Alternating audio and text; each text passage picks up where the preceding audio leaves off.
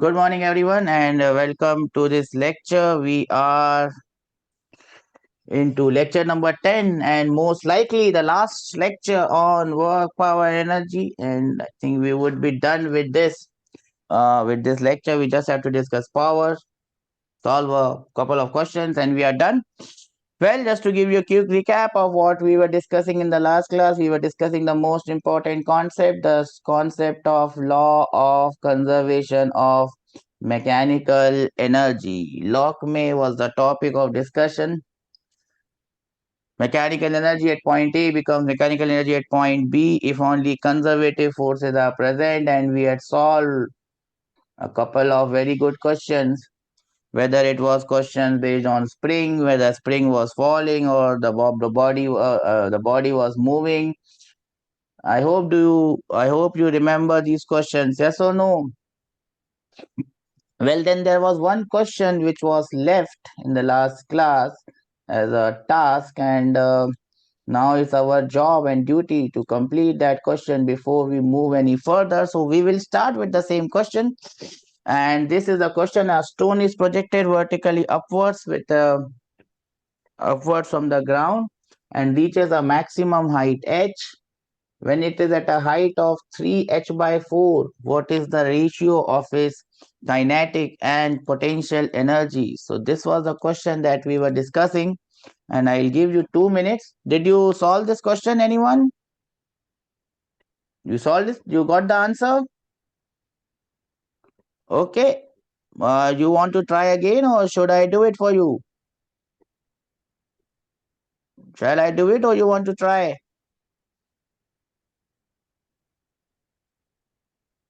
Yes, beta.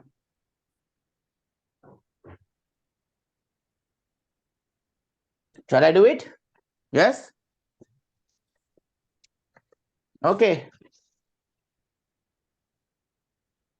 So how are we supposed to do this? This is ground.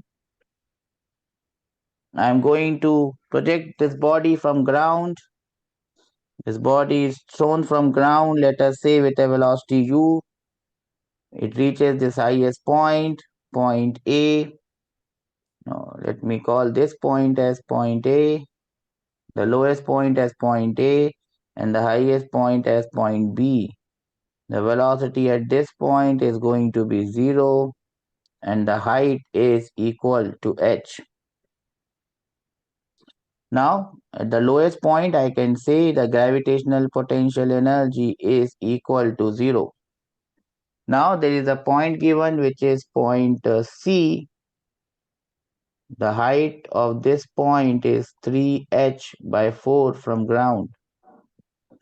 Now, the only force working here is a gravitational force, and that is conservative force. So, you can apply law of conservation of mechanical energy. You can apply it from any point to any point.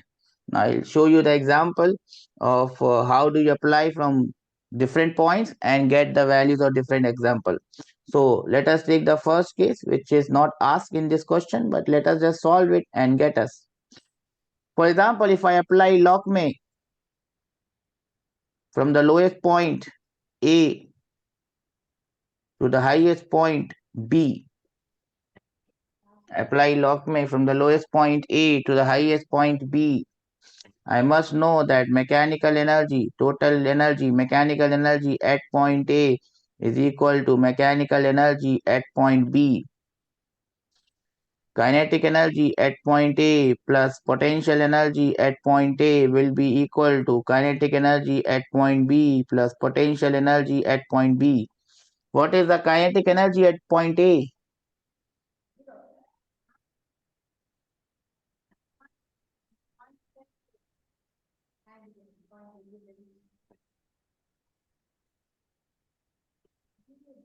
What is the kinetic energy at point A?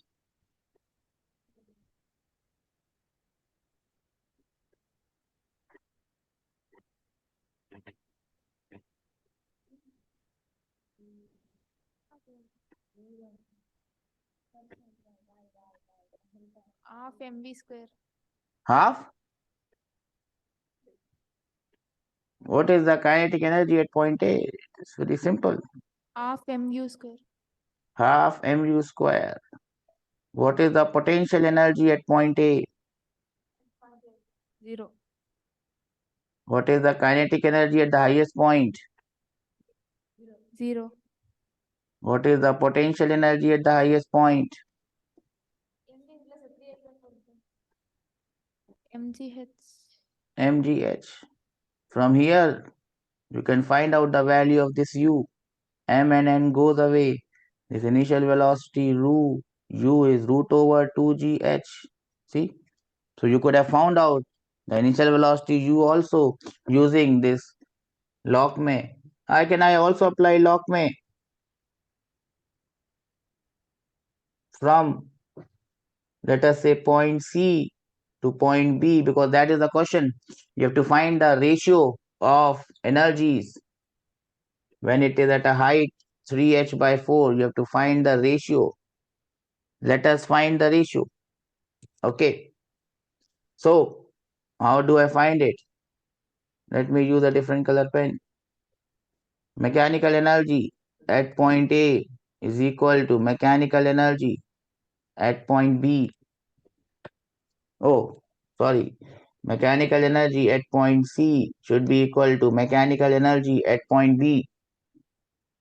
Kinetic energy at point C plus potential energy at point C will be equal to kinetic energy at point B plus potential energy at point B.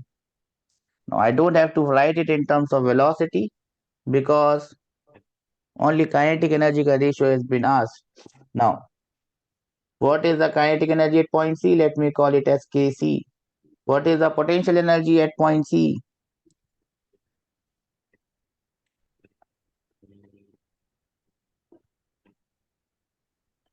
Point C is here. 3h by 4. Potential energy is 3 mgh by 4. That should be equal to kinetic energy at point B. What is the kinetic energy at point B? 0. What is the potential energy at point B? mgh. mgh. From here, you can find the kinetic energy at point C. What will be the kinetic energy at point C?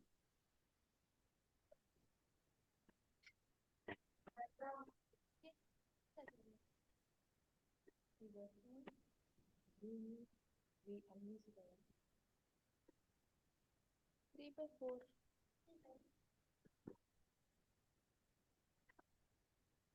You know how to do this? Yes or no?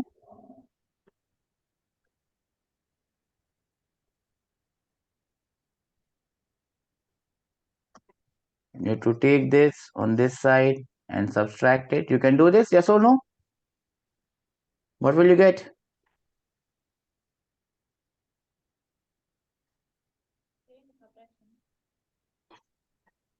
Yes, beta. 3 by 4.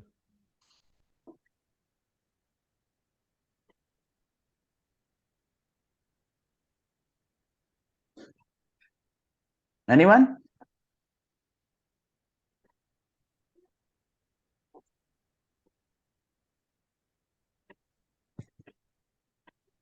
Anyone can solve it and tell me the answer?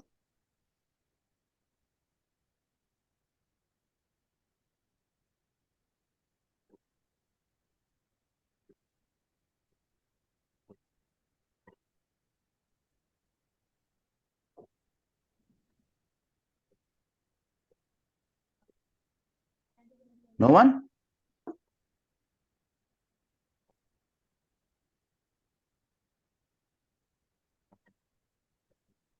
Okay. The answer is mgh by 4. I hope you can get it. mgh by 4. Now I have to find the ratio of his kinetic energy and the ratio of his potential energy.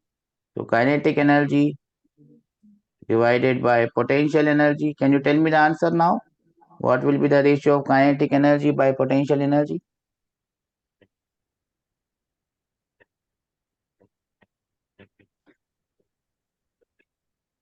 Your kinetic energy is mgh by 4 your potential energy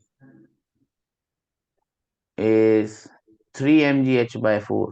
What will be the ratio? 1:3, sir. 1:3. That is the answer that we were looking at. I hope all of you have understood this. I'll give you a minute to note it down.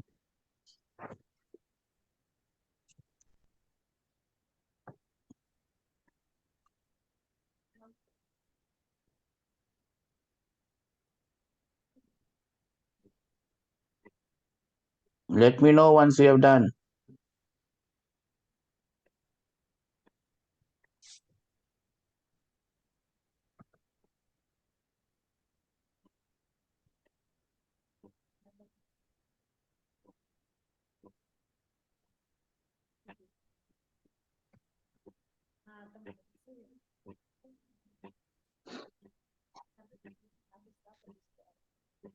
Everyone note it down?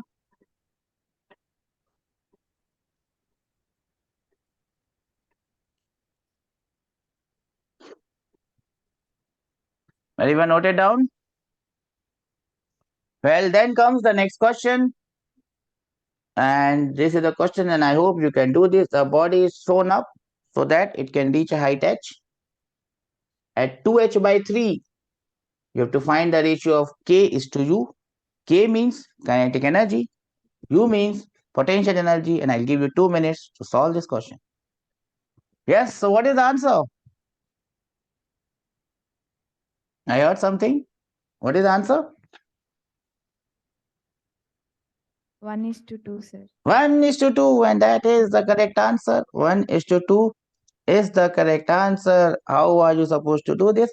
I think there's even no need to draw a diagram. You can say at the highest point, total energy is potential, yes or no? At highest point,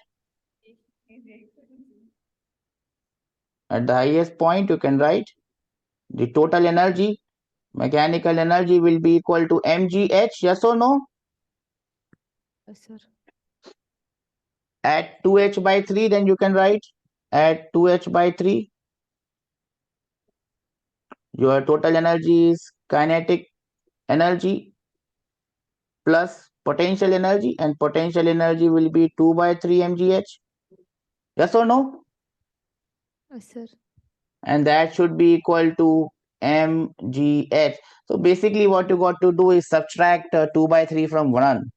So you will get your kinetic energy. So kinetic energy will be coming as 1 by 3 mgh. Yes or no, beta? Yes, sir. And once you get the value of kinetic energy, you can find the ratio, and the ratio would be coming as 1 by 2. So once you understand it once, it becomes easier for you to do it again. Everyone got this answer? Can I have raise hand from everyone that we got this answer? Okay, so remember this question, because these are the types of question that are more likely to come, especially in your NEET exam, because they want to understand whether you understand the concept of potential and kinetic and mechanical energies. Well, that brings us to an end of this Lockme thing, and the last thing of this chapter is known as power. Power. Everyone loves power. Everyone misuses power. But that is not the power that we are going to discuss. Power. What do you mean by power? Yes. The rate of work done. The rate at which work is done, that is as simple and as elegant it gets. The rate of doing work,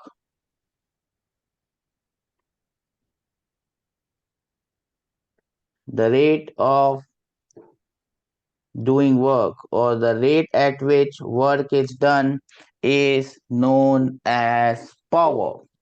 Now, whenever we talk about power, there are two types of power that we will come across. The first type of power is known as average power, P in a bracket. becomes your average power. That is the first type of power that you must understand. And this average power is nothing but total work you have done. For example, you have done 50 joules of work in 1 minute.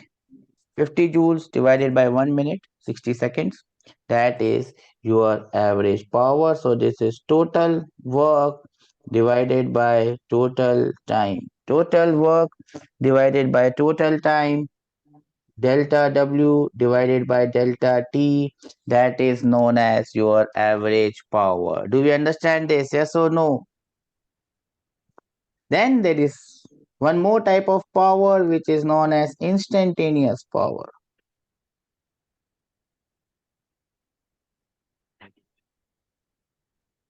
Instantaneous power. And whenever we are using the word power, we are basically meaning instantaneous power. So what do you mean by instantaneous power? What do you mean by instantaneous power? It is the power at any instant. What is your power now? It is the power at any instant. At this time, what is your power? That is instantaneous power. And instantaneous power can be written as dw by dt. It is the derivative of work with time, that is known as your instantaneous power. But there is one more very elegant formula of instantaneous power. There is one more elegant formula of instantaneous power, and it can be written as F dot V. So this is the formula of power that you must remember. F dot V is your instantaneous power. You can also write it as F into V into cos theta. Well, what is theta, my dear friends? What is theta here? What is theta here? Angle And it's the between same as work done was F into displacement into cos theta. This is F into V into cos theta. What is theta here? angle between force and velocity. Angle between force and displacement. That is absolutely correct. Now comes the time that we understand what type of quantity is power. Is it a vector quantity or is it a scalar quantity? Scalar. Scalar quantity. It is a scalar quantity. Well done. It is a scalar quantity. Now comes the time when you understand the units and dimensions of power. Do you know the units and dimensions of power, bacha? Can anyone tell me the units and dimensions of power?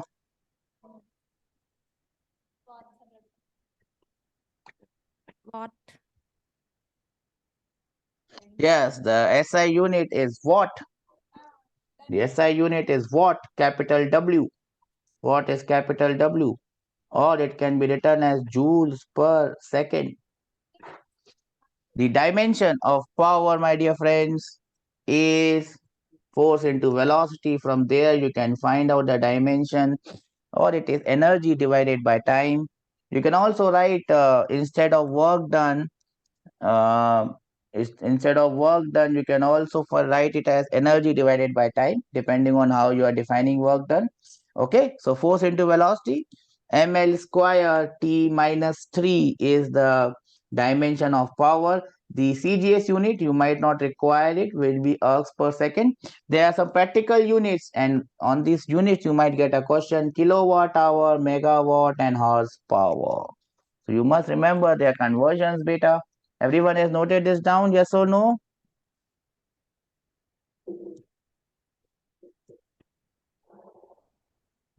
Everyone has noted this down, bacha?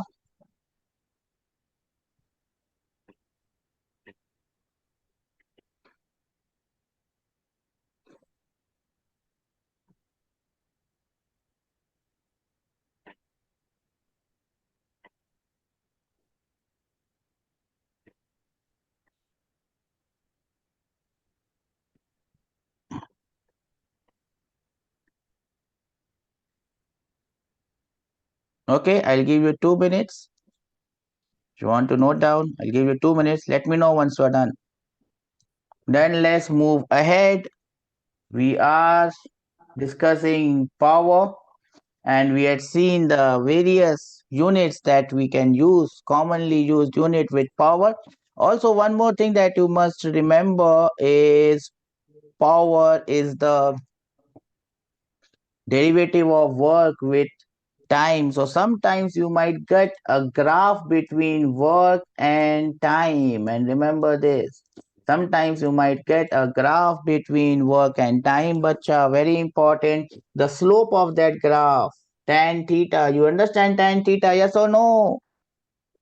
The slope of this graph will give you power. The slope of work time graph will give you power. Please remember this.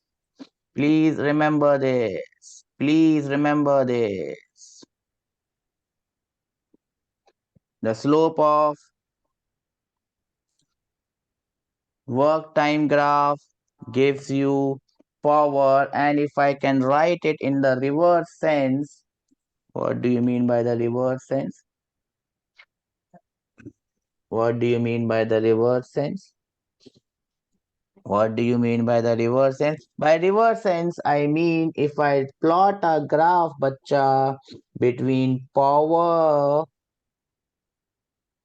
and time, the area under power and time graph, the area under power and time graph, the area under power and time graph will give me work done. Area under power time graph will give me work done. And if I do the reverse of this, I have a work time graph. The slope of work time graph will give me power. Do we understand this? Yes or no? Yes or no?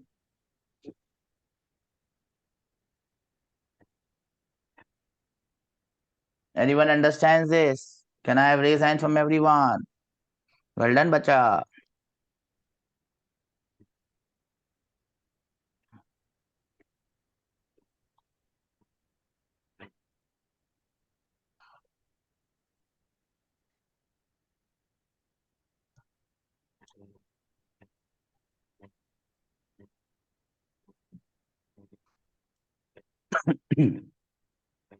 Okay. Shall we move on to some question and answers, dear? Anyone has noted this down, bacha? Okay, I'll give you 2 minutes so that you can note it down. Once you are done, please let me know. Okay, then let us move ahead and let us do a question to begin things. And this is the first question. Oops, where it is that we are going to discuss. Let me see who gets me the answer for this question. Question number 1. We have a body moving with a velocity 5i minus 6j minus 3j plus 6k, and the force is 10i plus 10j plus 20k. What is the instantaneous power which is delivered to the particle? I'll give you 2 minutes to solve it and get me the answer. It's a simple question. I know you know how to do it. So I think I heard an answer. Yes, my dear friends. What was the answer that I heard? Option C, sir. How did you get it, sir? Force into velocity. So how did you multiply force by velocity? It's not force into velocity, beta. You're not saying it correctly. You're not saying it correctly. You have to say it correctly. It's not force into velocity. It is force dot velocity. So say it correctly. When you say it correctly, then you do it correctly. So I have to take the dot product. This I will get multiplied by this I. 5 into 10, 50. This minus 3 will get dotted with this. So 50 minus 30. Then this 6 will get dotted with this 20. 120. And I was left with 20. 120 plus 20 is 140, and that is how you get the answer for this one. Do we understand this, everyone? See, it is very simple. We just do simple things. You just do simple things, and we get our answer very quickly. Shall I move ahead? The next question. Well done, everyone. Looks quite excited for the next question, and this is the next question. And I hope you can give me the answer for this one. I would be pretty happy if I can do that. This is the next question, question number 2. A block moves in a circular path because of a cord which is tied to the block, and that cord is tied to the center of the circle and is moving in a circular path. What is the power which is developed? Power which is developed. Is it positive? Is it negative? Or is it zero? I'll give you 2 minutes to think about it. Yes. And the answer is for this one, it is tied to a block. A string is tied to a block and it is moved in a circular path. What do I mean by a circular path? It is moving like this. Remember this concept. It is moving in this circular path, beta. This block of mass m is attached to a cord and it is moving in a circular path. As you can see, the only work done is by tension. And if you look at the displacement or the velocity of the particle, both displacement or velocity of the particle is going to be perpendicular. So this tension force is going to be perpendicular to velocity, and this tension force is going to be perpendicular to your displacement. A very important concept that you must remember. Since this tension is perpendicular to velocity, you can understand that the power delivered would be zero. Power delivered is zero because tension is perpendicular to displacement, therefore the work done is zero. So in both the cases, work done or power delivered is zero. The simple reason for it being zero is that tension, the force which is pulling it, is perpendicular to the velocity or the displacement of the particle. Do we understand this, bacha? Everyone understands this? Yes or no? No, yes. Can I have raised hand that we understand this? Pakka, everyone? Okay. That will take us to the next question. Is everyone ready for the next question, my dear friends? Okay, so the next question, my dear friends, goes like this, and it will be coming on your screens now. I have a power time graph. I have a power time graph, and it looks like this. This is power time graph. Here the power is 2 watt. Here the power is 5 watt. Here the time is 1 second. Here the time is 3 seconds. So time is in seconds and power is in watts. You have to find out the work done by this force from 0 to 3 seconds. And I hope that you can do this question. It's a simple question. And I hope you can do this. I'll give you 2 minutes to solve this question. And I will be back after 2 minutes. Okay, so how are we going to do this one? I have a power time graph and I have to find out the work done. How will I find out the work done from power time graph? Do we remember this? How do you find out work done from power time graph? Well, area under power time graph, and it is very sad to see that you have forgotten this.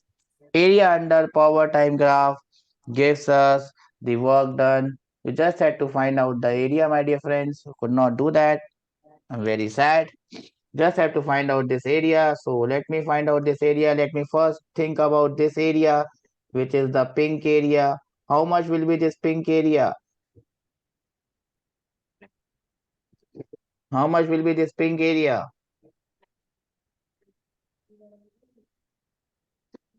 How much will be this pink area, my dear friends?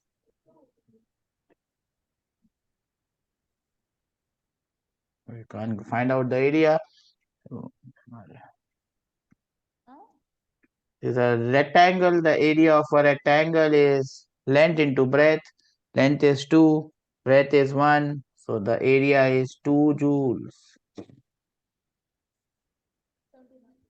The area of this pink rectangle is 2 joules. It is so tough for you to understand this. You cannot find out the area of a rectangle. Okay. Then can you tell me how much is this green area?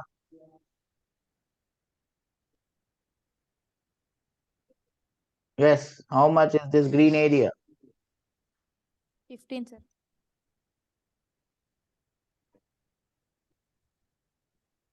Huh? How much is this green area? Huh? I managed to. The width is 2 and the height or length is 5. What is the area, beta? 10. Thank God. 10 joules is the answer for this green one. 2 joules is the answer for the pink one. So, my dear friends, what is the work done? 10 plus 2, 12 joules is the answer that we were looking at. It is such a simple task. You just have to find out area of certain diagrams. It was simply rectangles. Two rectangles. You have to find out the area and you get the answer. Do we understand this? Yes or no? Okay, well done. Everyone has noted this down. Pink area, green area. Yes or no? Well done. That takes us to the next question. And this is the next one. And I really, really hope that this question has come many times. It can again come and you can give the answer straight away. This is the question. A weightlifter lifts 300 kgs from ground to a height of 2 meters. You can take G as 10 so that you can get your answers quickly. You can take G as 10 meter per second square. A weightlifter lifts 300 kg from ground to a height of 2 meters in 3 seconds. What is the average power generated by him? How much power he is applying to lift that weight? You shall have 2 minutes to give me the answer for this one. So I'll wait for 2 minutes. Yes, my dear friends, do we have any answer for this one? How are you supposed to do this? Anyone? So I have to find out the power and they have asked me to find out the average power. How do I find the average power? Average Work by power time. is total work, yes, divided by total time. I have to just find out the total work done by this gentleman. How much work is doing? He's lifting a mass to a height X. So how much work is doing? MGH, yes or no? Yes. 300 into G into H divided by total time is 3 seconds. We just multiply it and you will get your answer as 2000. You are getting your answer as 2000 because you have taken G as 10. If you would have taken G as 9.8, you will get your answer as 1960 watts. And that is the answer that we are looking at. Do we understand this? How we have done this?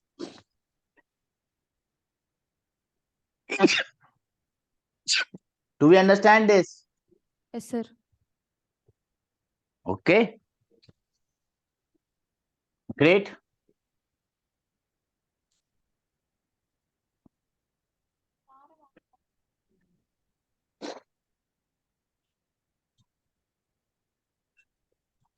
Okay.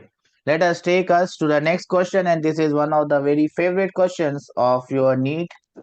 So I'll give you 2 minutes to solve this question. Question number 7. A car of mass m is driven with an acceleration a on a level road against a constant external resistive force r. So the resistive force is r. The velocity of the car is v. The rate at which the engine of the car is doing work. What is the rate at which engine of the car is doing work? They're asking you the rate. That means they are asking you what is the power of the engine of the car. What is the power of the engine of the car? How much power the engine of the car is generating? Give you 2 minutes to give me the answer for this one. 2 minutes. So, bacha, remember how this question has to be done. Remember, they are asking us to find out the power of the engine and not the external force which is acting on it.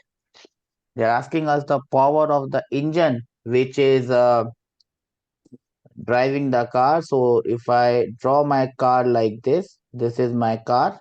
Does not look like a car, but let us assume that this is a car. So I'll put two wheels. Looks more like a bus, but let us say that this is a bus or a car. Now this is moving with an acceleration a, and there is also a resistive force which is r in the backward direction. So what is the force which is given by the engine? It's not called as the force given by the engine, but if I try to make you understand, the force which is given by the engine would be doing two works. It will be trying to overcome the resistive force. At the same time, it is also giving you an acceleration a. Now to give this acceleration a, it will have to provide a force equal to ma, so that the body accelerates, but at the same time there is a resistive force against which it has to do work. So you must apply, the engine must give it a force which is equal to ma plus r. So remember this, the force which is given by the engine is ma plus r. Once you understand the force given by the engine, the power given by the engine will be force multiplied by this velocity. So your answer will become ma plus r multiplied by v. That is the answer that we are looking at. Do we understand this, everyone? Anyone got this answer? Good. So that is great. So, well, good things have come to an end. This chapter has come to an end on this note. So in the next class, we will be starting with a brand new chapter. The name of this brand new chapter will be collisions and center of mass. So we will be dealing with those questions. Very less questions are likely to come from the next chapter, maybe one, and that to be very simple. So we will try to take it in that way. I will take your leave now, and we'll meet again in tomorrow's class. Take care. God bless all of you. Bye bye. Tata. Bye, sir. Bye, beta.